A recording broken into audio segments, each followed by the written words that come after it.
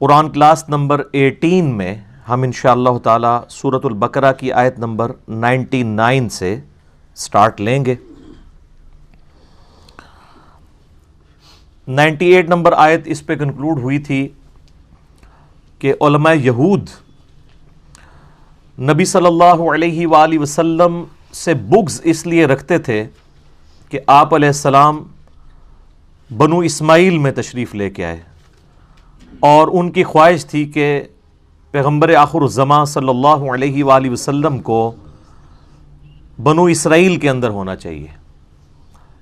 اسی وجہ سے وہ حسد بھی کرتے تھے، بغض بھی رکھتے تھے، حتیٰ کہ ان کا بغض اس عروج پہ پہنچا کہ انہوں نے حضرت جبرائیل علیہ السلام سے بھی دشمنی کر لی کہ یہ جبرائیل نے جو ہے نا وہ اللہ تعالیٰ کی اس معاملے میں خیانت کی ہے، یہ پیغمبر تو بنو اسرائیل کے اندر آنا چاہیے تھا، نعوذ باللہ۔ تو اللہ تعالیٰ نے اس پہ ورڈکٹ دی تھی کہ جو کوئی بھی اللہ کا دشمن ہو، جبریل کا دشمن ہو، میکائیل کا ہو دشمن، تو اللہ تعالیٰ ایسے لوگوں کا دشمن ہے، چاہے وہ کسی ایک رسول کا بھی دشمن ہو۔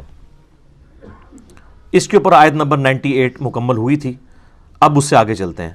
اعوذ باللہ من الشیطان الرجیم، بسم اللہ الرحمن الرحیم۔ وَلَقَدْ أَنزَلْنَا إِلَيْكَ آيَاتٍ بَيِّنَاتٍ، اور بے شک ہم نے اے محبوب صلی اللہ علیہ وآلہ وسلم آپ کی طرف نازل کی ہیں روشن آیات۔ وَمَا يَكْفُرُ بِهَا إِلَّا الْفَاسِقُونَ، اور اس کا کفر تو نہیں کرے گا مگر وہی شخص جو فاسقوں میں سے ہوگا۔ صرف فاسقین ہی ہیں جو اللہ کی آیات کا کفر کریں گے اور ان کو ماننے سے انکار کریں گے۔ أَوَكُلَّمَا عَاهَدُوا عَهْدًا نَبَذَهُ فَرِيقٌ مِّنْهُمْ، جب کبھی بھی انہوں نے وعدہ کیا اللہ تعالیٰ کے ساتھ کہ وہ اللہ تعالیٰ کے پیغمبر کی پیروی اختیار کریں گے، کتابوں کی پیروی اختیار کریں گے، یعنی علماء یہود اور یہودی جو تھے، نَبَذَهُ فَرِيقٌ مِّنْهُمْ، تو ان میں ایک فریق ایسا آیا کہ جس نے عہد کو توڑ پھینکا۔ بل اکثرهم لا یؤمنون، بلکہ ان کی اکثریت سرے سے ایمان لانے کا جو حق ہے وہ ایمان نہیں لاتے۔ وہی جو اس وقت ہماری امت کا بھی حال ہے کہ اللہ اور اس کے رسول کو مان رہے ہیں، اللہ اور اس کے رسول کی نہیں مان رہے، عز وجل وصلی اللہ علیہ وآلہ وسلم۔ وَلَمَّا جَاءَهُمْ رَسُولٌ مِّنْ عِنْدِ اللَّهِ مُصَدِّقٌ لِمَا مَعَهُمْ، اور جب آیا ان کے پاس رسول، کوئی بھی رسول، چاہے یہ آخری نبی آئے ہیں یا ان سے پہلے عیسیٰ علیہ السلام، اور عیسیٰ علیہ السلام سے پہلے حضرت سلیمان علیہ السلام، ان کے ساتھ بھی انہوں نے یہی کیا۔ جب کبھی بھی کوئی رسول ان کے پاس آیا اس حال میں کہ مصدق لما معہم، کہ وہ تصدیق کرنے والا ہوتا تھا جو ان کے پاس کتاب یعنی تورات موجود ہوتی تھی، نبذ فریق من الذین اوتوا الکتاب، تو اہل کتاب میں سے ایک ایسی جماعت ضرور ہوتی تھی کہ جو اس عہد کو پیٹھ کے پیچھے پھیر دیتی تھی۔ کتاب اللہ وراء ظہورہم، وہ اللہ کی کتاب کو اپنی پشتوں کے پیچھے کر دیتے تھے، کأنہم لا یعلمون، اور اتنے بھولے بن جاتے تھے جیسا کہ وہ جانتے ہی کچھ نہیں ہے، حالانکہ ان کو سب کچھ یہ بات پتہ تھی۔ یعنی یہ پوری گفتگو اسی کانٹیکسٹ میں ہو رہی ہے کہ جان بوجھ کے ایسے مکرے بنے ہوئے ہیں، ان کو پتہ ہے، حتیٰ کہ سورۃ الانعام میں آئے گا کہ یہ اس پیغمبر کو ایسے پہچانتے ہیں جیسے اپنے بیٹوں کو پہچانتے ہیں، لیکن صرف بغض کی وجہ سے، اناد کی وجہ سے، اپنی چودراہٹ کے ختم ہونے کے ڈر کی وجہ سے انہوں نے نبی علیہ السلام کی نبوت کا انکار کر دیا۔ اور ظاہر ہے کہ اس میں چودراہٹ، سرداری سٹیک پہ لگی ہوئی تھی علماء یہود کی، عوام کی نہیں۔ عوام کی مت علماء ہمیشہ مارتے ہیں، علماء سو۔ اب جب کبھی کوئی کتاب اللہ کو پس پش ڈال دے، انبیاء کی تعلیمات سے روگردانی کر دے، تو اس کا الٹیمیٹ نتیجہ یہ نکلتا ہے کہ وہ پھر تعویذ دھاگوں میں پڑ جاتی ہیں امت۔ اور یہی بنی اسرائیل کے ساتھ ہوا کہ جب انہوں نے اللہ کی کتاب کو پس پش ڈال دیا تو پھر وہ جادو سیکھنا شروع ہو گئے، تعویذات کا علم انہوں نے سیکھنا شروع کر دیا، شیاطین کا اتنا انٹریکشن ہو گیا کہ وہ انسانی شکل میں سامنے آ کے ان کو جادو سکھایا کرتے تھے اور وہ فخر یا جادو سیکھا کرتے تھے۔ حتیٰ کہ اللہ تعالیٰ نے 2 فرشتے نازل کیے ان کی آزمائش کے لیے، ہاروت اور ماروت۔ بابل شہر کا نام ہے، عراق کے اندر آج بھی ہے، بیبلونیا، اس شہر کے اندر۔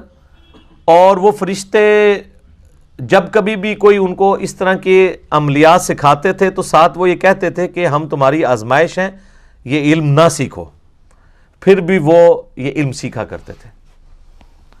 تو اس میں ہاروت اور ماروت کا کوئی قصور نہیں تھا۔ اور یہ جو اسرائیلی روایتیں ہیں کہ وہ کسی عورت پر عاشق ہو گئے تھے اور آج بھی وہ فرشتے الٹے لٹکے ہوئے ہیں کسی کنویں کے اندر، وہ کنواں بھی بنایا ہوا ہے، بالکل جھوٹ ہے۔ قرآن کا واضح فتویٰ ہے کہ فرشتے کبھی بھی اللہ کے حکم کی سرتابی نہیں کرتے۔ شیطان نے اس لیے حکم عدولی کی کہ وہ جنات میں سے تھا، کان من الجن ففسق عن امر ربی، وہ جنوں میں سے تھا، سورۃ الکہف آیت نمبر 50، اس لیے اس نے اپنے رب کے حکم کی نافرمانی کی۔ ہاروت اور ماروت تو فرشتے تھے، تو اللہ تبارک و تعالیٰ کی وہ ڈیوٹی پوری کر رہے تھے۔ جیسا کہ ملک الموت علیہ السلام روح قبض کرتے ہیں تو اللہ کی ڈیوٹی پوری کر رہے ہیں۔ آپ اور میں کسی کی روح قبض کرنے کی کوشش کریں گے تو ہم پہ قتل کا مقدمہ لگ جائے گا، کیونکہ ہم اللہ کی ڈیوٹی پوری نہیں کر رہے ہوں گے، اللہ کی شریعت کو توڑ رہے ہوں گے۔ تو اب اسی کانٹیکسٹ میں یہ اگلی آیت ہے، بڑی اہم ترین آیت، سورۃ البقرہ کی آیت نمبر 102، وَاتَّبَعُوا مَا تَتْلُو الشَّيَاطِينُ عَلَى مُلْكِ سُلَيْمَانَ، اور پیروی کرنے لگے اس کی جو پڑھا کرتے تھے شیاطین سلیمان کے عہد حکومت کے اندر۔ نہیں، شیاطین زمین پہ اترتے تھے، لوگوں کو جادو سکھایا کرتے تھے، تو لوگ ان جادوگروں کی پیروی کرنا شروع ہو گئے، اللہ کی کتاب کو انہوں نے پسے پش ڈال دیا۔ وما کفر سلیمان، اور سلیمان علیہ السلام نے کفر نہیں کیا، یعنی یہ اللہ تعالیٰ نے کلیئر کیا، کیونکہ بنو اسرائیل میں ایسے لوگ بھی تھے کہ جو حضرت سلیمان علیہ السلام سے بھی بغض رکھتے تھے، اور وہ سمجھتے تھے کہ حضرت سلیمان علیہ السلام بھی ایکسیز آف ایول ہیں، کیونکہ ان کو بھی جو معجزات ملے ہوئے تھے وہ ان کو جادو سمجھتے تھے۔ ظاہر ہے سلیمان علیہ السلام کے بارے میں میرا کلپ ڈیٹیل ریکارڈ ہوا ہے، تخت بلقیس والا، پرندوں کی بولیاں وہ جانتے تھے، ہوا ان کے حکم سے چلتی تھی۔ اللہ تعالیٰ فرماتا ہے ان کی صبح کی جو مسافت ہے وہ 1 مہینے کے برابر ہوتی تھی اور شام کی 1 مہینے کے برابر۔ پہاڑ ان کے والد کے ساتھ، حضرت داؤد علیہ السلام کے ساتھ تسبیح کرتے تھے، اور پرندوں کی بولیاں کیا، ہد ہد ان کا جو تھا وہ ان کا سمجھ لیں کہ ایئر چیف تھا۔ تو اس قدر غیر معمولی صلاحیتیں ان کو حاصل تھیں کہ بعض لوگوں کو یہ گمان ہوا کہ یہ بھی جادوگر ہے۔ تو اللہ تعالیٰ نے حضرت سلیمان علیہ السلام کی کلیریفیکیشن دی ہے کہ سلیمان علیہ السلام کو جو کچھ دیا گیا وہ جادوگری نہیں تھی بلکہ وہ معجزات تھے۔ وما کفر سلیمان، سلیمان نے کوئی ایسا کفر نہیں کیا، ولکن الشیاطین کفروا، بلکہ لیکن، یہ لیکن کا لفظ اردو میں بھی استعمال ہوتا ہے، لیکن عربی میں لیکن، اردو میں لیکن شیاطین کفر کرتے تھے، یعلمون الناس السحر، وہ لوگوں کو سحر جادو سکھایا کرتے تھے۔ وما انزل علی الملکین، اور جو ہم نے نازل کیا تھا 2 فرشتوں پر، بابل شہر کے اندر، ہاروت و ماروت، ہاروت اور ماروت 2 فرشتے تھے جن پہ ہم نے ایک ایسی خاص چیز نازل کی تھی، وہ آگے ذکر آ رہا ہے، جو وہ لوگوں کو سکھایا کرتے تھے۔ وما يعلمان من احد حتى يقولا، اور وہ اس وقت تک کسی کو وہ علم نہیں سکھاتے تھے جب تک کہ یہ کلیئر نہ کر دیں کہ یہ جو تم علم ہم سے سیکھ رہے ہو یہ فتنے والا علم ہے، یہ علم سیکھنا حرام ہے، یہ کفر ہے، یہ اللہ کی نافرمانی ہے۔ لیکن وہ آزمائش کے طور پہ سکھا رہے تھے۔ اللہ تعالیٰ، ظاہر ہے اللہ تعالیٰ نے یہ سارے معاملات کیوں پیدا کیے ہیں؟ تاکہ انسان کو آزمایا جائے۔ اب اللہ تعالیٰ نے خنزیر کو اللہ نہیں پیدا کیا نا، اور ہمارے اوپر پابندی لگا دی کہ اس کا گوشت نہیں کھانا، اس میں خنزیر کا تو کوئی قصور نہیں ہے، اس کو ہماری آزمائش کے لیے پیدا کیا۔ تو اس طرح اللہ تبارک و تعالیٰ نے جو یہ جانچنے کا نظام پیدا کیا، اس میں کوئی نہ کوئی اللہ تعالیٰ کی ڈیوٹی پوری کر رہا ہوتا ہے، بشرطے کہ کوئی بغاوت نہ کرے تو اس کے اوپر کوئی اس طرح کا بلیم نہیں آتا۔ تو جب کبھی بھی وہ کسی کو سکھانے لگتے تھے وہ دونوں، تو وہ کیا کہتے تھے؟ انما نحن فتنۃ، ہم تو نہیں مگر فتنہ، آزمائش ہے تمہارے لیے، فلا تکفر، تو مت کفر کرو. یعنی فرشتے کہتے تھے کہ ہم کفر سکھا رہے ہیں لیکن کفر نہ سیکھو، یہ اللہ کی آزمائش ہے. یار اس سے ننگی بات کوئی کی جا سکتی ہے کہ فرشتے انسانی شکل میں آئیں اور کہ ہمیں اللہ نے تمہاری آزمائش کے لیے بھیجا ہے کہ دیکھتے ہیں کہ کون اس آزمائش میں پڑتا ہے، کون نہیں پڑتا، اس کے باوجود لوگ گمراہ ہو جائیں. تو یہ کوئی اتنی معیوب بات تو نہیں ہے، ہماری امت بھی ایسے کر رہی ہے. نبی علیہ السلام کی مبارک زندگی کے اندر سارے کوئی آپ کے جانثار تو نہیں تھے، آپ کے جانی دشمن بھی تھے. آپ علیہ السلام پہ قاتلانہ حملے بھی ہوئے، آپ علیہ السلام کو تکلیف بھی دی گئی، آپ کے گھر والوں کے اوپر تہمتیں لگائی گئیں، حتیٰ کہ آپ کو زہر بھی دیا گیا. تو یہ ساری تکلیفوں سے نبی علیہ السلام کو گزرنا پڑا. تو فرشتے تو پھر بھی فرشتے تھے، پیغمبر جو ان کی جنس سے ہوتے تھے، ان کی سپیشیز سے ہوتے تھے، ان کو بھی لوگ نہیں قبول کرتے تھے. فَيَتَعَلَّمُونَ مِنْهُمَا مَا يُفَرِّقُونَ بِهِ بَيْنَ الْمَرْءِ وَزَوْجِهِ. اور وہ کیا سکھاتے تھے؟ وہ دونوں سکھایا کرتے تھے ایسا منتر، ایسا جادو، ایسا کوئی تعویذ گنڈا سکھاتے تھے جس کے ذریعے میاں بیوی کے درمیان علیحدگی کرواتے ہیں. یعنی وہ جو فرشتے تھے وہ کیا کرتے تھے؟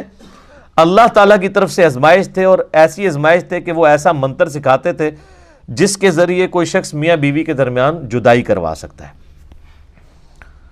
تو سیکس تو ہمیشہ پوٹنٹ جذبہ رہا ہے. اس زمانے میں بھی اگر کسی کو کسی کی بیوی پسند آتی تھی تو وہ ایسے کوئی تعویذ دھاگے کے ذریعے وہ جو سیکھتے تھے میاں بیوی میں علیحدگی کروا کے تو خود پھر شادی کر لیتے تھے. تو اس طرح کے علوم آج کل بھی آپ دیکھیں مارکیٹ کے اندر عام ہے، لیکن ظاہر ہے کہ یہ علوم اسی وقت اثر کرتے ہیں کہ جب جن کے اوپر یہ عمل کیا جا رہا ہو وہ خود اللہ سے غافل ہو. اگر جو شخص سنت اذکار کرتا ہے اور وظائف کا اہتمام کرتا ہے، اللہ کے ساتھ جڑا ہوا ہے، تو دنیا کے سارے جادوگر مل کے کچھ نہیں کر سکتے. ایک نبی علیہ السلام کا جو واقعہ جادو والا ہے جس کے اوپر میرا کلپ بھی ریکارڈڈ ہے، وہ صرف اللہ تعالیٰ نے ایک رول ماڈل کے طور پر ایک واقعے سے آپ علیہ السلام کو گزارا. اس کے بعد کبھی آپ نے سنا ہو کسی صحابی پہ جادو ہوا ہو؟ حضرت عمر فاروق رضی اللہ تعالیٰ عنہ جنہوں نے سپر پاورز الٹ دی تھی، تو یہودی یروشلم میں بیٹھے ہوئے تھے اور وہ جادو میں مشہور تھے، کروا دیتے حضرت عمر کے اوپر جادو؟ نہیں. جب جادو کا علاج اتر آیا معوذتین، آخری 2 صورتوں کی شکل میں، تو صحابہ کرام ان وظائف کا اہتمام کرتے تھے، اس لیے ان کے اوپر کبھی اس قسم کے سفلی جو علوم ہیں انہوں نے کبھی کوئی برا اثر نہیں دکھایا. تو اگر جادو سے ہی جنگیں جیتی جاتی تو وہ جیت لیتے، تو اس طرح نہیں ہوتا. خیر یہ الگ ٹاپک ہے، میں اس کی ڈیٹیل میں آج نہیں جاؤں گا. اللہ تعالیٰ فرماتا ہے کہ وہ میاں بیوی کے درمیان جدائی کروا دیتے تھے، اور یہ میاں بیوی کے درمیان جدائی کروانے کا فتنہ آج تک اسی طریقے سے جاری ہے. شیاطین یہ جدائی کرتے ہیں، اور اس کے لیے ضروری نہیں کسی نے تعویذ کروایا ہو، اپنی غلطیاں بھی آتی ہیں. اللہ تعالیٰ کے کچھ رولز اور ریگولیشنز ہیں، جو ان کو وائلیٹ کرے گا اس کے اوپر اللہ تعالیٰ کا وہ رول اپلائی ہو جائے گا. مثلا جو شخص بھی سخت سردیوں کی رات میں ننگے پاؤں ٹھنڈے فرش پہ پھرے گا تو اس چیز کے چانسز ہیں کہ اس کو ٹھنڈ لگ جائے. اب وہ یہ تو نہیں کہہ سکتا میں نے دعائیں پڑھی ہوئی ہیں. دعا کا اثر اس وقت تک ہے جب تک آپ اپنے اوپر خود تقدیر غالب نہ کر لیں. اگر کوئی دعا پڑھ کے تو سانپ کے منہ میں ہاتھ دے دیتا ہے تو دعا کا کوئی اثر نہیں ہوگا، کیونکہ ان ساری دعاؤں کے ساتھ آتا ہے ناگہانی آفات جو انسان نے خود اپنے اوپر اپلائی نہ کی ہوں. اب ایک بندہ کہ جی میں بسم اللہ پڑھ کے ساکٹ میں 2 انگلیاں دے دوں تو انشاءاللہ اوپر ہی پہنچے گا. ہاں آپ کو کہانیاں کرائی گئی ہیں کہ حضرت خالد بن ولید نے بسم اللہ پڑھ کے زہر پی لیا تھا. یار آپ کی عقل کام کرتی ہے کہ خالد بن ولید رضی اللہ تعالیٰ عنہ اس طرح کی غیر شرعی حرکت کریں؟ صحیح بخاری کے اندر موجود ہے، ایک یہودیہ نے نبی علیہ السلام کی دعوت کی. ابو داؤد میں بھی بڑی ڈیٹیل کے ساتھ یہ واقعہ آتا ہے. اور اس نے آپ علیہ السلام کے کھانے میں بھونی ہوئی بکری جو کہ آپ کو پسند تھی اس کے اندر زہر ملا دیا. آپ علیہ السلام نے جب کھانا شروع کیا تو آپ کے ساتھ باقی اصحاب بھی تھے. تو جیسے ہی آپ نے لقمہ زبان پہ رکھا تو اس لقمے نے بول کے کہا کہ یا رسول اللہ مجھے آپ نے نہیں نگلنا، میرے اندر زہر ہے. تو آپ نے وہ تھوک دیا.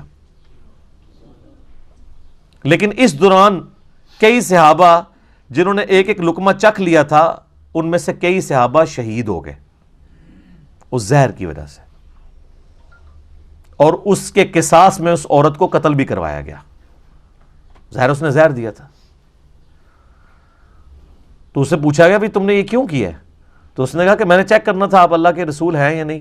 اگر آپ اللہ کے رسول ہیں تو اللہ آپ کو بتا دے گا، اور اگر آپ اللہ کے رسول نہیں ہیں تو آپ سے ہماری جان چھوٹ جائے گی. خیر ایمان کی دولت پھر بھی نہیں ان کو نصیب ہوئی اس واقعے کے بعد بھی. جس طرح ہم یہاں لوگوں کو ان کے بزرگوں کی، بابوں کی کفری عبارتیں بھی دکھا دیتے ہیں نا، پہلے تو بڑے وثوق سے کہہ رہے ہوتے ہیں کہ جی بالکل غلط ہے، جب دیکھ لیتے ہیں آپ کہتے ہیں آپ بتاؤ، پھر آنکھیں بند کر لیتے ہیں. تو یہ مینٹالٹی شروع سے ہے. تو اب مجھے بتائیں صحابہ کرام جو ساتھ نبی علیہ السلام کی موجودگی میں بغیر بسم اللہ کے وہ کھانا کھا رہے تھے وہاں پہ، تو کیوں شہید ہو گئے؟ زہر کا اثر ہو جاتا ہے. جس کی موت لکھی ہوئی ہے وہ اس طریقے سے آ جانی، موت نہیں ٹل سکتی. اور پھر صحیح بخاری میں یہ آتا ہے کہ 4 سال تک نبی علیہ السلام کو اس زہر کی وجہ سے تکلیف رہی، حتیٰ کہ آپ کی وفات بھی اسی میں ہوئی ہے. کیونکہ آپ کو اللہ تعالیٰ نے اس طرح دشمنوں کے ہتھے تو نہیں چڑھنے دینا تھا. کتب اللہ لأغلبن انا ورسولی، اللہ نے یہ طے کر دیا کہ میں اور میرے رسول غالب رہیں گے. تو اس کے تحت اللہ نے آپ کو اسپیشل پروٹیکشن دی. لیکن آپ کی خواہش تھی، صحیح بخاری میں حدیث ہے، میری خواہش ہے اللہ کی راہ میں قتل کیا جاؤں، پھر زندہ کیا جاؤں، پھر قتل کیا جاؤں، پھر زندہ کیا جاؤں، پھر قتل کیا جاؤں، پھر زندہ کیا جاؤں، پھر قتل کیا جاؤں. تو یہ خواہش اللہ تعالیٰ نے انڈائریکٹلی پوری کر دی اور آپ کو شہادت کے مرتبے تک پہنچایا. میرا یوٹیوب پہ ایک کلپ بھی اپلوڈڈ ہے، کیا نبی علیہ السلام شہید ہوئے تھے، اس میں یہ ساری احادیث بتائی ہیں، باقاعدہ ان کو ڈسپلے کروایا ہے، ایک ایک کا JPG دکھایا ہے کہ یہ اس طریقے سے یہ معاملہ ہوا تھا. تو وہ زہر کا اثر واپس آیا. بخاری کے الفاظ ہیں، عائشہ کہتی ہیں کہ نبی علیہ السلام مجھے کہتے تھے کہ وہ غزوہ خیبر کے موقع پر جو میں نے گوشت کھایا تھا آج میری رگیں کاٹ رہا ہے. اور نبی علیہ السلام کو اللہ نے آنرری طور پہ شہادت کے درجے کے اوپر فائز کیا اللہ کے حکم سے. یعنی اس کا زہر واپس آ گیا، ورنہ جو شہید ہونے والے تھے وہ تو اسی وقت ہی ہو گئے تھے. لیکن نبی علیہ السلام 4 سال تک سروائیو کیا، اللہ تعالیٰ نے اس اثر کو واپس لے کے آئے. تو کوئی نقصان اس طریقے سے نہیں پہنچا سکتا الا یہ کہ کسی کے مقدر میں ہو. تو یہ جھوٹے واقعات ہیں کہ بسم اللہ پڑھ کے زہر کھا لیا.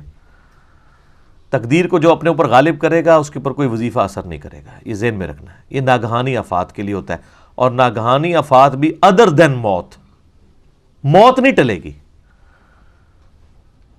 موت اور بڑھاپا یہ 2 ایسی چیزیں ہیں جن کا کوئی میڈیکل علاج بھی نہیں ہے. اور نبی علیہ السلام کی آپ طب نبوی کے اوپر حدیث اٹھا کے دیکھیں تو ہمیشہ آپ کو ملے گا کہ موت اور بڑھاپے کے علاوہ ہر مرض کی دوا اللہ نے رکھی ہوئی ہے. لیکن بڑھاپا اور موت آج بھی نہیں ہے سر، کوئی بڑھاپا نہیں کم. اگر کوئی شخص اپنی سکن سرجری کرا بھی لے تو اس کے اندر اعضاء کی عمر تو پوری ہو چکی ہوتی ہے، صرف چہرے کو مینٹین کیا ہے نا اس نے. وہ بھی کس حد تک، وہ کتنے بھدے لگ رہے ہوتے ہیں آپ کو پتہ ہی ہے، جو زبردستی اس طرح کی سکن ٹائٹ کرواتے ہیں. اور اگر آپ کا لیونگ سٹینڈرڈ درست نہیں ہوگا تو میرے بھائی کئی لوگ ہیں جن کی عمر تو 40 سال ہے لیکن ان کے گردے 60 سال کے ہو چکے ہیں، کیونکہ انہوں نے خوراک صحیح استعمال نہیں کی. ان کا معدہ ہو سکتا ہے 70 سال کا ہو چکا ہو، اس طرح کی باہر کی گندی غذائیں انہوں نے کھائی ہیں کہ جتنا اس نے ٹیمپر ہونا تھا 40 سالوں میں، 70 سالوں کے اندر وہ 40 سال میں ہی ہو گیا. تو اس کو کہتے ہیں انسان کی ہر عضو کی ایک میڈیکل لائف ہوتی ہے. تو یہ اللہ تبارک و تعالیٰ نے ایک سسٹم رکھا ہوا ہے. تو یہ میاں بیوی کے درمیان وہ علیحدگی کروایا کرتے تھے اس کی وجہ سے. صحیح مسلم میں ایک حدیث ہے کہ شیطان کا تخت پانیوں پہ لگا ہوا ہے اور رات کے وقت سارے اس کے چیلے آ کے اسے رپورٹ کرتے ہیں اور بتاتے ہیں کہ آج ہم نے کون کون سے گناہ کے کام کروائے. کوئی آگے کہتا ہے کہ آج میں نے فلاں شخص سے چوری کروائی، فلاں شخص سے میں نے قتل کروا دیا، فلاں شخص سے میں نے زنا کروا دیا. تو شیطان خاص امپریس نہیں ہوتا. ایک چیلا آگے کہتا ہے آج میں نے میاں بیوی کے درمیان جدائی کروا دی ہے. تو شیطان کہتا ہے اصل کام تو نے کیا ہے، اور اس کو گلے لگا کے ملتا ہے. کیونکہ تمدن کی جڑ کٹ جاتی ہے جب میاں بیوی کا ریلیشن شپ ڈسٹرب ہوتا ہے. پورا معاشرہ اس کے اوپر کھڑا ہے. اس لیے اسلام میں سب سے زیادہ زور اسی کے اوپر ہے کہ آخری درجے تک نبھانے کی کوشش کی جائے. میرا ایک کلپ کچھ عرصہ پہلے اپلوڈ ہوا تھا یوٹیوب کے اوپر، مظلوم بیوی کے نام سے، کہ ہمارے سب کانٹیننٹ کے معاشرے کے اندر کس طرح عورتوں کے اوپر ظلم ہوتے ہیں اور خاوند جو ہے ان کو کس طرح اپنا غلام سمجھ کے رکھتے ہیں. آج مجھے اس ڈیٹیل میں جانے کی ضرورت نہیں ہے. اب آپ دیکھ لیں کہ وہ جو مسلم شریف کی حدیث تھی کہ شیطان خوش ہوتا ہے میاں بیوی سے علیحدگی کے معاملے میں، تو قرآن نے بھی اس حدیث کو انڈورس کر دیا ہے کہ واقعی شیاطین کا جو اول مصداق ہے وہ یہی ہے کہ میاں بیوی کے درمیان جدائی کر دی ہے. بولے اعوذ باللہ تعالی.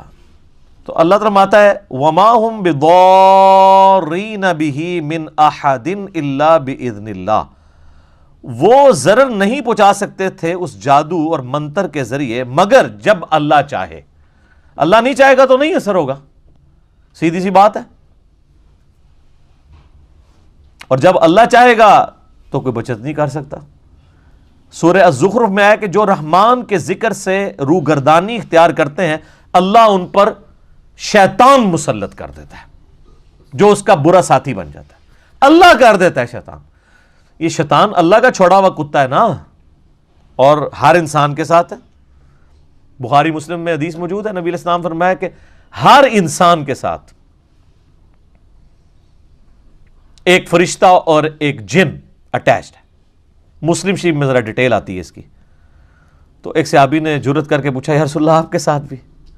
فرمایا ہاں میرے ساتھ بھی اٹیچ ہے، لیکن اللہ تعالیٰ نے مجھے اس پہ طاقت دی. میرے ساتھ جو شیطان اٹیچ ہے وہ مجھے نیکی کی طرف ہی بلاتا ہے، باقی سب کا جو شیطان ہے برائی کی طرف. میرے ساتھ جو شیطان اٹیچ ہے وہ مطیع ہو گیا ہے، اس نے اسلام قبول کر لیا. تو نبی علیہ السلام کے سوا کوئی شخص یہ نہیں کہہ سکتا کہ گارنٹی ہے میں جو کچھ کہہ رہا ہوں وہ حق کہہ رہا ہوں، چاہے وہ کوئی صحابی ہو چاہے کوئی بزرگ ہو. کوئی شخص یہ کلیم نہیں کر سکتا. ما ضل صاحبکم وما غوا. صرف نبی علیہ السلام کے لیے گارنٹی ہے. تمہارے نبی نہ کبھی بہکے ہیں نہ کبھی بے راہ چلے ہیں. تو اللہ تعالیٰ ہمارا کہ وہ اللہ کے اذن کے بغیر نہیں ایسا کر سکتے تھے. وَيَتَعَلَّمُونَ مَا يَضُرُّهُمْ وَلَا يَنْفَعُهُمْ، اور وہ چیز جو ضرر رساں ہے ان کے لیے اور نہیں نفع پہنچا سکتی انہیں، وہ سیکھتے تھے. ظاہر ہے کہ دنیا میں اگر کوئی منفعت حاصل بھی کر لے، آخرت میں تو اس کا نقصان ہے. جادوگر تو کافر ہو جاتا ہے کیونکہ وہ ایسے الفاظ بولتا ہے جو کفر کی کیٹیگری میں فال کرتے ہیں. اس لیے آپ دیکھ لیں سعودیہ کے اندر تو جادوگر کی سزا قتل ہے، سیدھا سیدھا فساد فی الارض کر رہا ہے وہ. وَلَقَدْ عَلِمُوا لَمَنِ اشْتَرَاهُ مَا لَهُ فِي الْآخِرَةِ مِنْ خَلَاقٍ، اور وہ اچھی طرح یہ جانتے تھے کہ جو وہ سودا کر رہے ہیں ان کا اب آخرت میں اللہ کی رحمت میں کوئی حصہ نہیں ہے. بڑا ہی برا سودا کر رہے ہیں وہ، یعنی اپنی آخرت بیچ کے دنیا حاصل کر رہے ہیں نا. دنیا کی منفعت کی خاطر کفر کر کے سحر کر کے اس سحر کے ذریعے کیا کر رہے ہیں؟ اپنی آخرت برباد کر رہے ہیں. تو دنیا خرید رہے ہیں آخرت کو برباد کر کے. تو کتنا برا وہ سودا کر رہے ہیں. اور اہل ایمان کی نشانی سورہ توبہ میں کیا آئی کہ اللہ تعالیٰ نے مومنین کی جانیں اور مال جنت کے بدلے میں خرید لی ہیں. وہ اپنی جان اور مال لٹا دیتے ہیں جنت کے حصول کے لیے. اور یہاں پہ جو فاسقین ہیں، جو کفر کرنے والے ہیں، اللہ کے باغی ہیں، ان کا ایٹیچیوڈ کیا ہے کہ وہ دنیا حاصل کرنے کے لیے اپنی آخرت داؤ پہ لگا دیتے ہیں. ما لہ فی الآخرۃ من خلاق، آخرت میں ان کا کوئی حصہ نہیں ہے. وَلَبِئْسَ مَا شَرَوْا بِهِ أَنفُسَهُمْ لَوْ كَانُوا يَعْلَمُونَ، اور کتنی ہی بری چیز ہے جس کا انہوں نے سودا کیا ہے اپنی جانوں کو اس یعنی دوزخ کی آگ میں جھونک کے. لَوْ كَانُوا يَعْلَمُونَ، کاش وہ اس بات کو جانتے ہوتے. جانتے تو وہ تھے، مراد یہ کہ جاننے والا جانتے. یہاں پہ آپ بڑے سے بڑے ڈاکو سے پوچھ لیں کہ ڈاکہ مارنا کیسی چیز ہے، کہ کہے گا جی بری چیز ہے.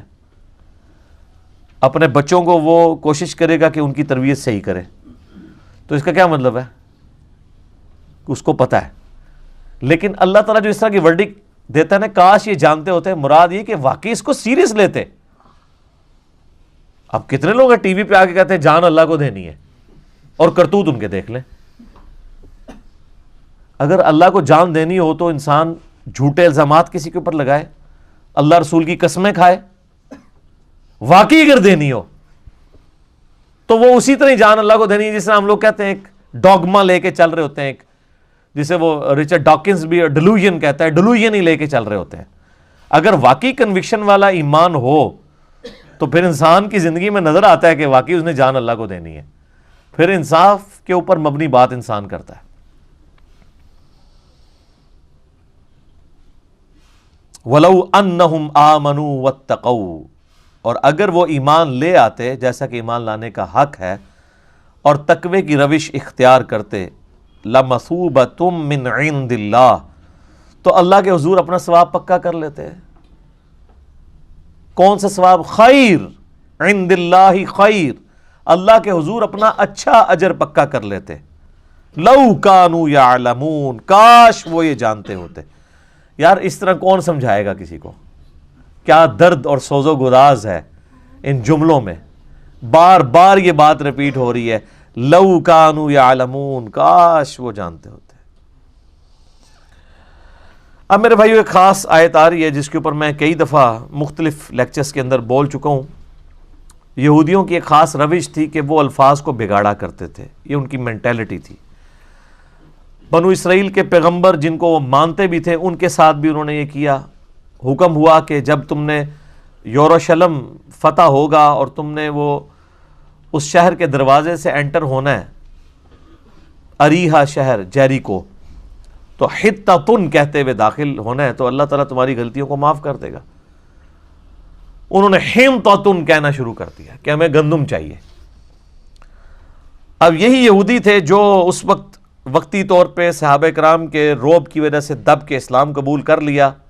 اندر سے وہ کافر ہی تھے.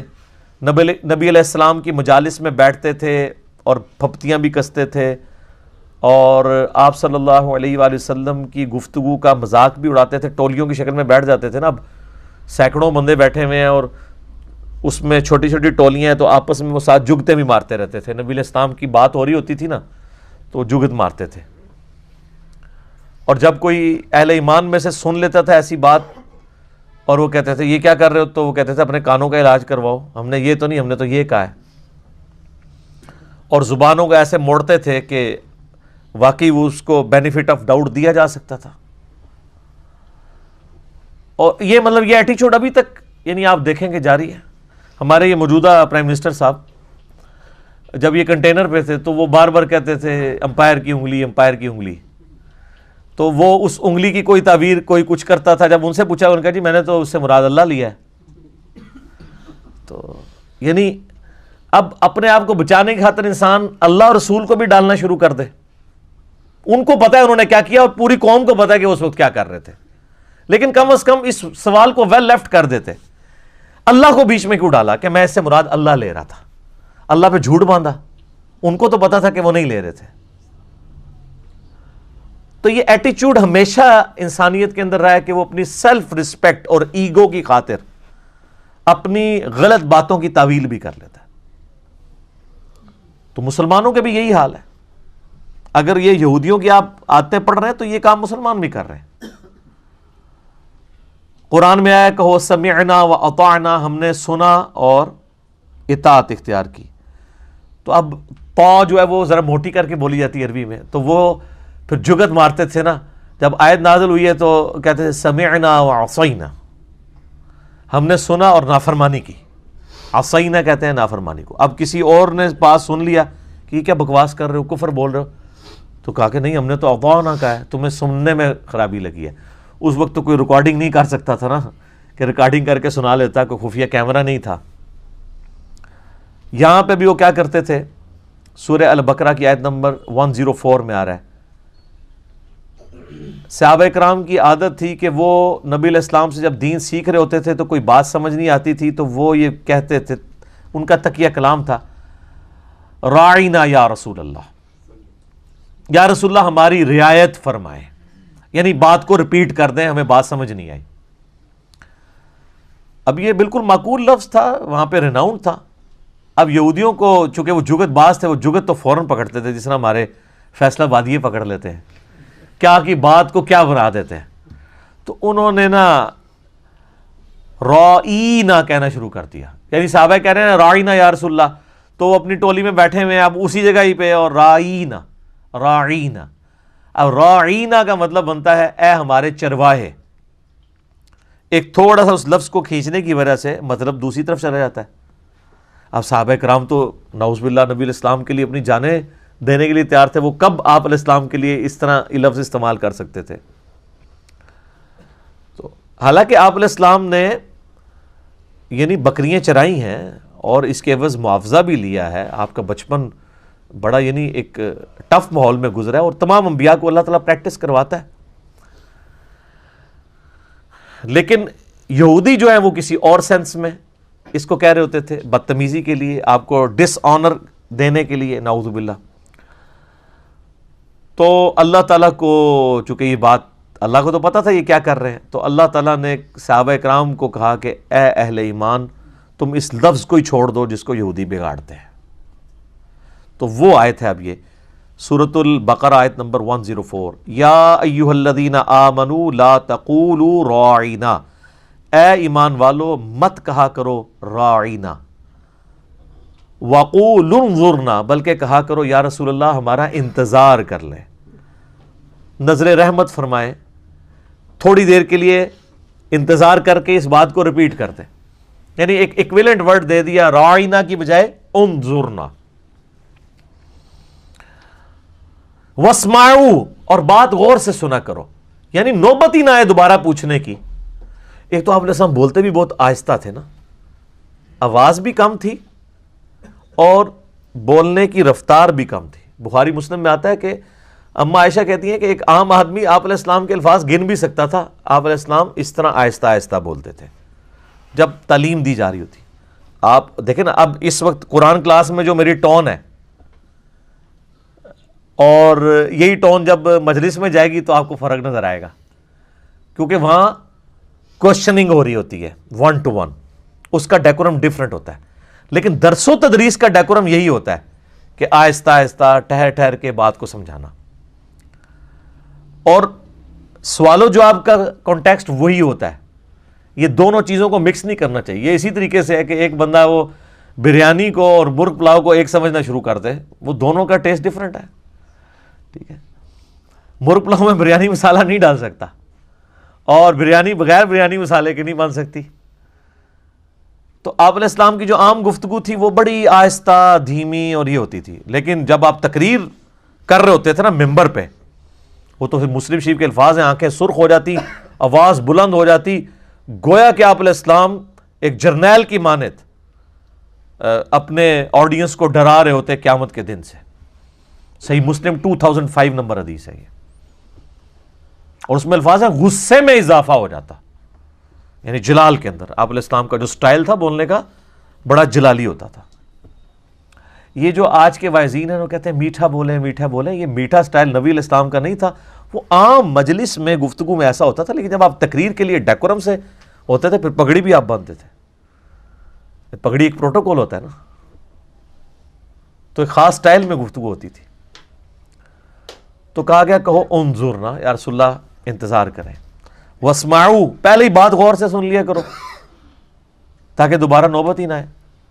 یار کیا انداز محبت ہے اپنے محبوب کے ساتھ صلی اللہ علیہ وآلہ وسلم.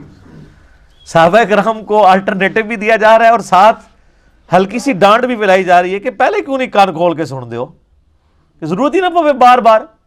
واسمعوا وَلِلْكَافِرِينَ عَذَابٌ علیم، اور کافروں کے لیے دردناک عذاب ہے جو تلے ہوئے ہیں نبی علیہ السلام کی توہین کے اوپر. اچھا، اب یہاں کافر سے مراد وہ کافر ہیں جو قانوناً مسلمان تھے لیکن اندر سے منافق تھے.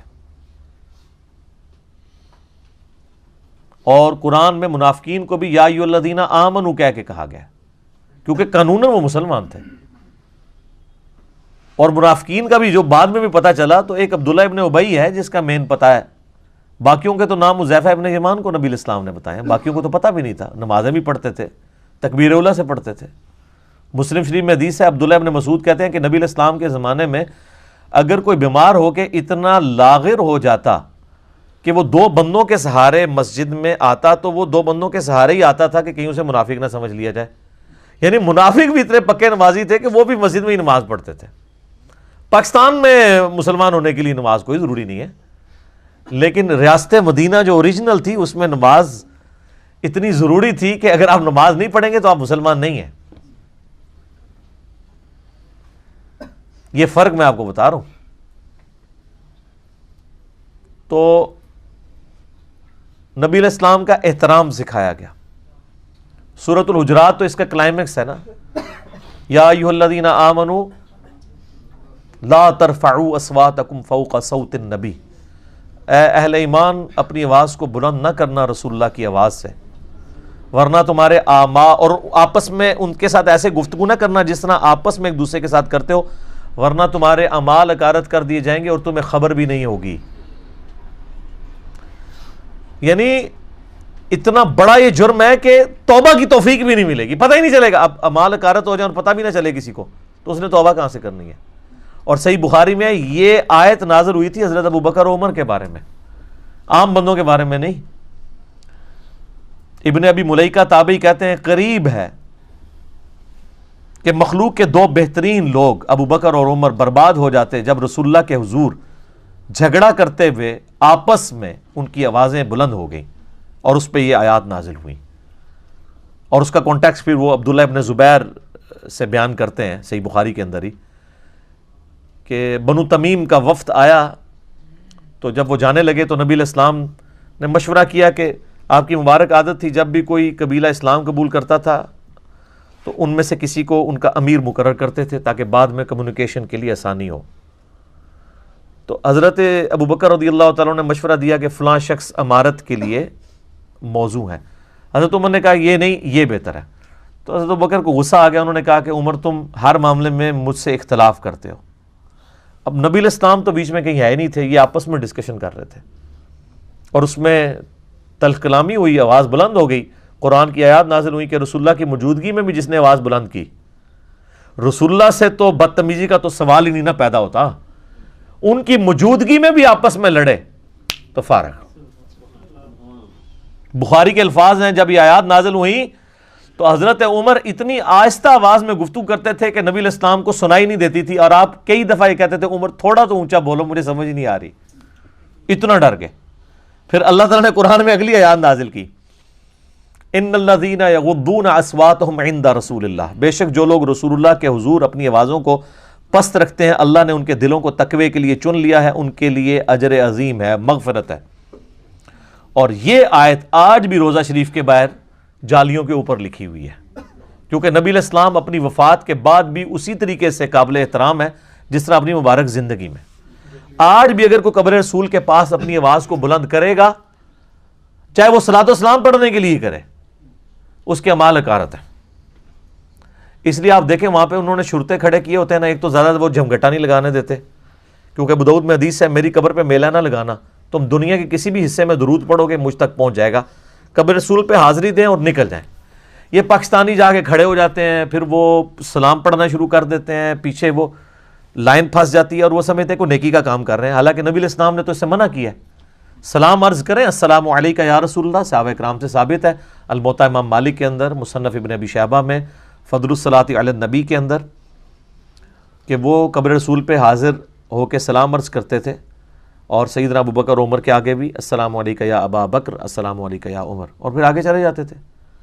یہ جو مطلب اس طرح، اور وہاں پہ بھی آپ دیکھیں گے جو شرطے انہوں نے کھڑے کیے ہوتے ہیں تو وہ باقاعدہ اشاروں کے ساتھ بات کر رہے ہوتے ہیں، آپ کبھی نہیں دیکھیں گے کہ وہ اونچی آواز میں بول جائیں، وہاں پہ لوگوں کو منع بھی کریں گے نا، ایسے سے کر کے کریں گے، ان کو باقاعدہ اس کو ٹرین کیا جاتا ہے کہ آپ نے اپنی آواز کو اس طریقے سے بلند نہیں کرنا وہاں پہ۔ اور ہمارے لوگ کیا کہتے ہیں جی، او جی جالیاں نو کانڈ کر کے کھلوتے ہوندے نے۔ یار یہ آپ کو کس نے چیز بتا دی ہے؟ اللہ کے بندو، اگر آپ اس کو فزیکلی گستاخی بھی سمجھتے ہیں تو نبی علیہ السلام کی قبر مبارک تو ان جالیوں سے کم از کم 5 مختلف ہرڈلز کے پیچھے قبر مبارک ہے. یہ جو لوگ قبر مبارک کے لیے جاتے بھی ہیں نا زیارت کے لیے, وہ قبر تک کوئی بھی نہیں پہنچتا. قبر تو حضرت عمر بن عبدالعزیز کے دور کے اندر اس کو سیکیور کر دیا گیا. وہ ایک ڈیٹیل یعنی ہے, وہ حجرہ عائشہ کی دیوار گر گئی تھی, صحیح بخاری کے اندر آتا ہے. یہ نور الدین زنگی والا واقعہ تو کہانی بنایا ہوا ہے انہوں نے. تو ایک انگلی کے برابر موٹائی کی کوئی چیز ہو تو وہ سترا ہوتا ہے. اگر آپ سترا اپنے سامنے رکھ لیں 1 فٹ 1.5 فٹ اونچا اور 1 انگلی جتنا موٹا, تو آپ تو نمازی کے آگے سے بھی گزر سکتے ہیں, کیونکہ نمازی کے آگے سے گزرنا وہ شمار نہیں ہوتا سترے کے پرلی طرف سے گزرے. تو جو قبر مبارک کی طرف اگر پیٹ کر کے کھڑے بھی ہیں تو جالیوں کا سترا ہے, یلو جالیوں کا سترا ہے, اس کے پیچھے گرین جالیوں کا سترا ہے, اس کے پیچھے کئی سترے ہیں. تو نبی علیہ السلام کو کمر کہاں سے ہو رہی ہے؟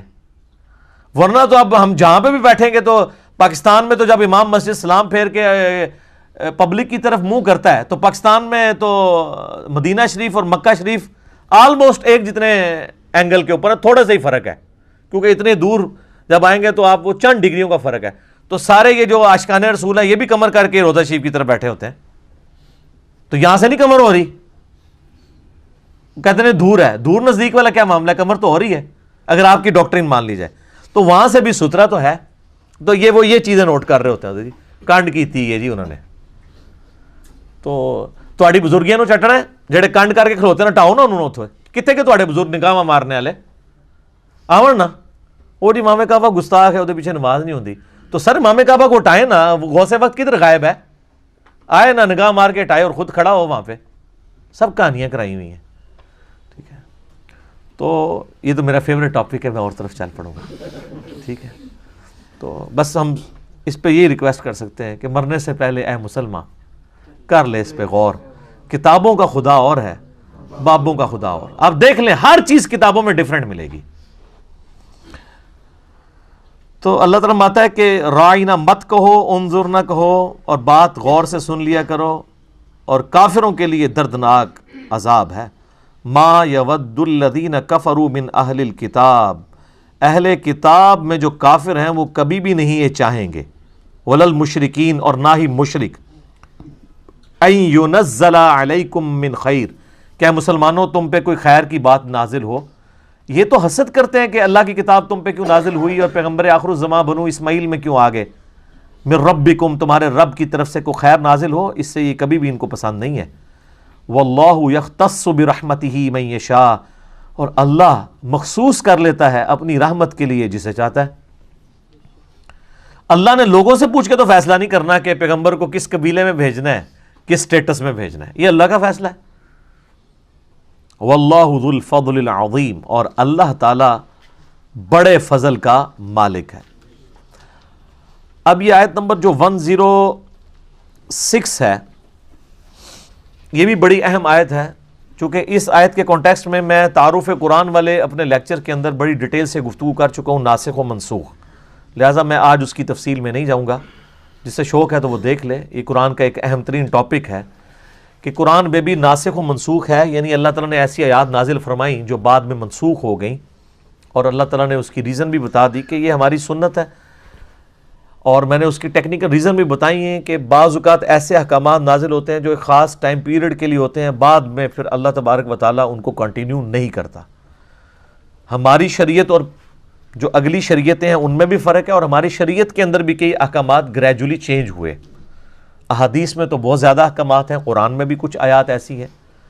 مثال کے طور پہ پہلے مسلمانوں پہ فرض تھا کہ وہ وصیت کریں کہ مرنے کے بعد مال اس طریقے سے تقسیم ہوگا, سورۃ البقرہ کے اندر. پھر سورہ نساء کے اندر اللہ تعالیٰ نے پوری وراثت کی تقسیم خود ہی فرما دی, تو اب وہ آیات منسوخ ہیں. اس حوالے سے شاہ ولی اللہ دہلوی کی کتاب ہے الفوز الکبیر فی اصول التفسیر, اس میں باقاعدہ ایک پورا چیپٹر ہے ناسخ و منسوخ کے اوپر. اور شاہ ولی اللہ کے نزدیک 5 آیات قرآن میں ایسی ہیں جو منسوخ ہوئی ہیں, اور ان کی ناسخ آیات بھی قرآن کے اندر موجود ہیں. اور اگر آپ ان کو بھی دقت نظر سے دیکھیں تو وہ وقتی احکامات ہیں, جس میں سے ایک میں نے یہ بتائی. اسی طریقے سے سورۃ الانفال میں آتا ہے کہ ایک مسلمان 10 کافروں پر بھاری ہے, پھر آیت نازل ہوئی کہ اب اللہ نے تمہاری کمزوری کو جانچا ہے تو اب ایک مسلمان 2 کافروں پہ بھاری ہوگا، جو ریشو پروپورشن نہیں وہاں پہ بیان ہوئی. یعنی ظاہر جب تعداد بڑھ گئی تو پھر 125 جو صحابہ مکے میں تربیت یافتہ تھے اس طرح کے صحابہ تو بعد والے نہیں تھے نا، تو اوور آل ریشو پروپورشن گر گئی. یہ نہیں ہے کہ وہ 125 کو کوئی فرق لگ گیا تھا، وہ 125 تو جاندار ہی تھے، لیکن اب 125 میں جب 1025 ایڈ ہوں گے اس لیول کے نہیں ہوں گے تو ریشو تو نیچے ہی آئے گی نا. وہ 125 جو ہیں وہ 10 پہ ہی بھاری ہیں لیکن بعد والے اس لیول کے نہیں ہیں.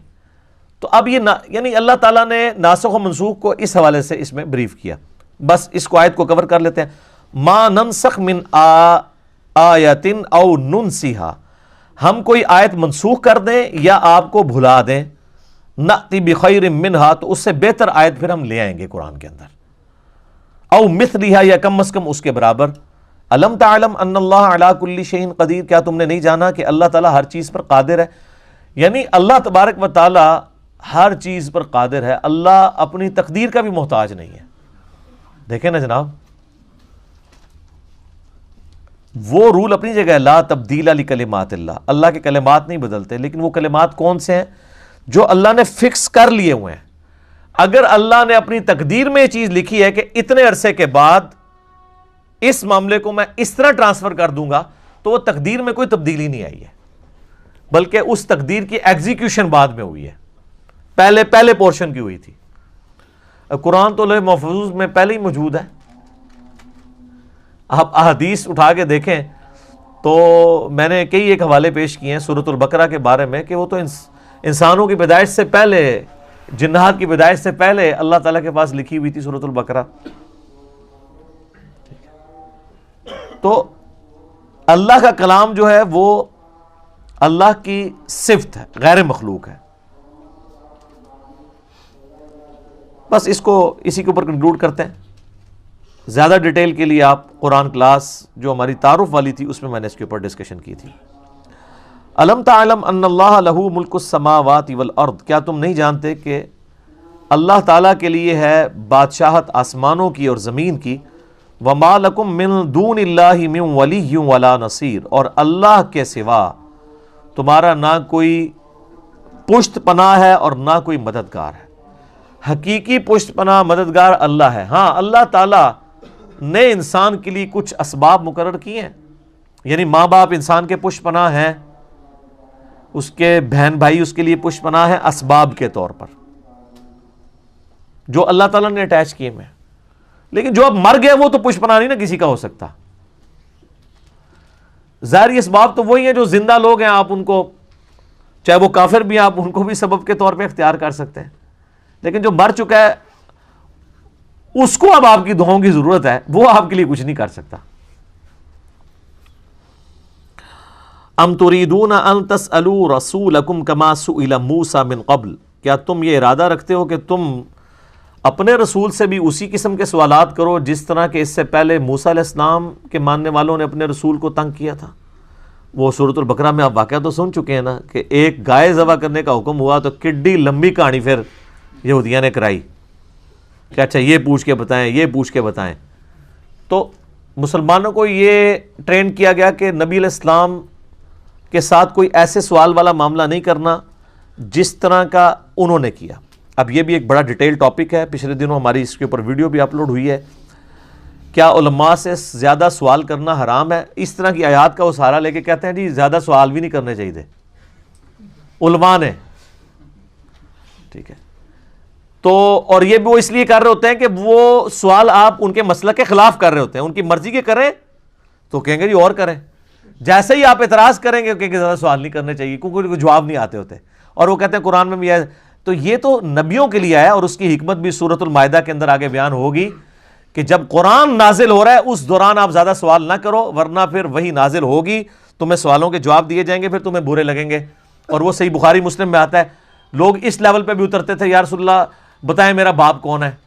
یعنی اگر کسی کے بارے میں مشہور ہے نا کہ وہ آؤٹ آف ویڈ لاک پیدا ہوا ہے، وہ حلالی نہیں، نعوذ باللہ، تو وہ اس قسم کے سوالات بھی پوچھتے تھے. پھر اللہ نے کہا کہ اس طرح کے جواب پھر تمہیں دیے تو تمہیں بات بری لگے گی. اگر واقعی کوئی ایسا مسئلہ ہوا تو قرآن کے نزول کے دوران اس طرح کے سوالات مت کرو، ورنہ جب تمہیں یہ جواب دیے جائیں گے تو تمہیں برا لگے گا۔ تو پیغمبر اس لیے نہیں آتے کہ وہ تمہیں یہ بتانے کے لیے آئے کہ میری اونٹنی گم ہو گئی ہے تو بتاؤ کدھر ہے، یا فلاں جگہ خزانہ دفن ہے بتائیں وہ کس جگہ پہ دفن ہے۔ پیغمبر اللہ تعالیٰ کی طرف سے ہدایت کے امام بنا کے بھیجے جاتے ہیں، ان کاموں کے لیے نہیں آتے۔ تو یہ صحابہ کو ٹرین کیا جا رہا ہے کہ تم نے اس طرح کے سوالات نہیں کرنے۔ باقی وہ کلپ دیکھیں، اس میں نے کئی اور باتیں کی ہیں جو آج میں ریپیٹ نہیں کرنا چاہتا۔ یوٹیوب پہ جا کے لکھیں کیا علماء سے زیادہ سوال کرنا حرام ہے، تو سر تواڈے 14 طبق روشن ہو جان گے، تسی وہ کلپ ویکھو، ٹھیک ہے۔ وَمَن يَتَبَدَّلِ الْكُفْرَ بِالْإِيمَانِ، اور جو کوئی بدل دے ایمان کو کفر کے ذریعے، یعنی اللہ نے ایمان دیا تھا وہ ایمان بیچ کے اب کفر خرید رہا ہے، فَقَدْ ضَلَّ سَوَاءَ السَّبِيلِ، تو ایسا شخص راہ راست سے بھٹک گیا۔ وَدَّ كَثِيرٌ مِّنْ أَهْلِ الْكِتَابِ، اور بہت سے اہل کتاب ایسے ہیں، لَوْ يَرُدُّونَكُم مِّن بَعْدِ إِيمَانِكُمْ كُفَّارًا، وہ تلے ہوئے ہیں اس بات پہ کہ تمہیں کافر بنا دیں ایمان لانے کے بعد۔ ہم تو ڈوبے ہیں صنم، تمہیں بھی لے ڈوبیں گے۔ خود تو وہ کافر ہوئے ہی ہیں، صرف اوپر سے ایمان قبول کیا ہے، اندر سے کافر ہیں۔ وہ یہ بھی چاہتے ہیں جس بلی کی دم کٹ جائے نا، اس کی خواہش ہوتی ہے ساری بلیوں کی دم کٹ جائے، تو تم بھی ان کے ساتھ برباد ہو جاؤ، وہ چاہتے ہیں۔ حسدم من عند انفسہم، اس حسد کی وجہ سے جو انہوں نے اپنے جی کے اندر چھپایا ہوا ہے ان کے اندر، من بعد ما تبین لہم الحق، بعد اس کے کہ ان کو یہ پتہ بھی چل چکا ہے یہ الحق ہے قرآن، وبالحق انزلناہ وبالحق نزل، نبی علیہ السلام حق ہیں، آپ علیہ السلام سچ ہیں، اس کے باوجود فاعفو، تو آپ معافی کی روش ان کے ساتھ اختیار کریں، وصفحو، اور درگزر کرتے رہیں، حتی یأتی اللہ بامرہ، یہاں تک کہ اللہ کا حکم آ جائے۔ اللہ کا حکم کیا آ جائے؟ کہ آپ کو اجازت مل جائے قتال کرنے کی، اس وقت تک ویل لیفٹ کریں، کنفرنٹریشن کو اوائڈ کریں۔ جس طرح کہ ہم آپ کو کہتے ہیں کہ انشاءاللہ ایک وقت آئے گا کہ دنیا جھومے گی، ویسے اللہ کا شکر ہے کہ وہ وقت ہمیں نظر آنا شروع ہو گیا ہے کہ فرقہ واریت کو 3 طلاقیں دے کے لوگ جھومیں گے کہ نہ میں وابی نہ میں بابی، میں ہوں مسلم، علمی کتاب ہے، ٹھیک ہے۔ کنفرنٹریشن اوائڈ کریں۔ جس طرح علماء یہود کی مسندیں سٹیک پہ لگی تھیں، اس وقت ہمارے علماء سو کی مسندیں بھی سٹیک پہ لگی ہوئی ہیں۔ انہی کے باوجداد تھے نا وہ بڑے، انہوں نے وقت کے پیغمبر کے ساتھ یہ کیا، تو ہم تو پیغمبر کے نمائندے ہیں، تو ہمیں ہی کہاں پہ قبول کریں گے؟ پیغمبروں کو قبول نہیں کیا۔ حضرت عیسیٰ علیہ السلام کو دیکھ لیں، یہودیوں نے کیا کچھ نہیں ان کے ساتھ کیا۔ ان اللہ علی کل شیء قدیر، بے شک اللہ تعالیٰ ہر چیز کے اوپر قادر ہے۔ ایک وقت آئے گا کہ مسلمانوں کو غلبہ ملے گا۔ پھر ساتھ لوگوں نے دیکھا ہے نا، 2 ہجری میں غزوہ بدر ہوئی، 3 میں غزوہ احد، 5 میں غزوہ خندق، 6 میں صلح حدیبیہ اور کافروں نے مسلمانوں کو ایز اے پاور تسلیم کر لیا، 7 ہجری میں غزوہ خیبر ہوئی، 8 ہجری میں فتح مکہ، اور 9 ہجری میں غزوہ تبوک۔ رومن امپائر نے بھی مسلمانوں کا روب قبول کر لیا، اور 1.5 لاکھ کی فوج صرف 30,000 صحابہ کے ڈر سے رومن امپائر کا ہیڈ کیسر روم وہ بارڈر سے پیچھے بھاگ گیا۔ اور پھر آپ دیکھ لیں 14 ہجری کے اندر جا کے 14-15 ہجری کے اندر یرموک اور قادسیہ بھی ہو گئی ہے، اور دونوں سپر پاورز، یعنی یہ 16-17 سال کے اندر پوری دنیا تلپٹ ہو گئی ہے۔ لیکن جب یہ آیات نازل ہو رہی ہیں اس وقت تو صرف تسلی ہیں۔ کسی نے سوچا تھا کہ ان آیات کے نزول کے 10-12 سال کے اندر یہ سب کچھ ہو بھی جائے گا۔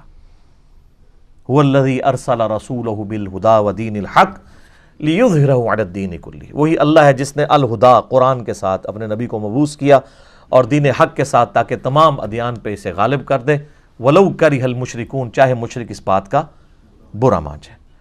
ٹھیک ہو گیا جی۔ اللہ تعالیٰ سے دعا ہے جو حق بات میں نے کہی اللہ تعالیٰ ہمارے دلوں میں راسخ فرمائے۔ اگر جذبات میں میرے منہ سے کوئی غلط بات نکل گئی تو اللہ تعالیٰ ہمارے دلوں سے ہی محو کر دے، ہمیں معاف بھی کر دے۔ اللہم صلی علی محمد وعلی آل محمد کما صلیت علی ابراہیم وعلی آل ابراہیم انک حمید مجید۔ اللہم بارک علی محمد وعلی آل محمد کما بارکت علی ابراہیم وعلی آل ابراہیم انک حمید مجید۔ اللہ تعالیٰ سے دعا ہے جو حق بات میں نے کہی ہمیں اس بات پہ خود عمل کر کے دوسرے بھائیوں تک پہنچانے کی توفیق عطا فرمائے۔ سبحانک اللہم وبحمدک اشہد ان لا الہ الا انت استغفرک واتوب الیک وما علینا الا البلاغ المبین. جزاکم اللہ خیرا. احسن الجزاء.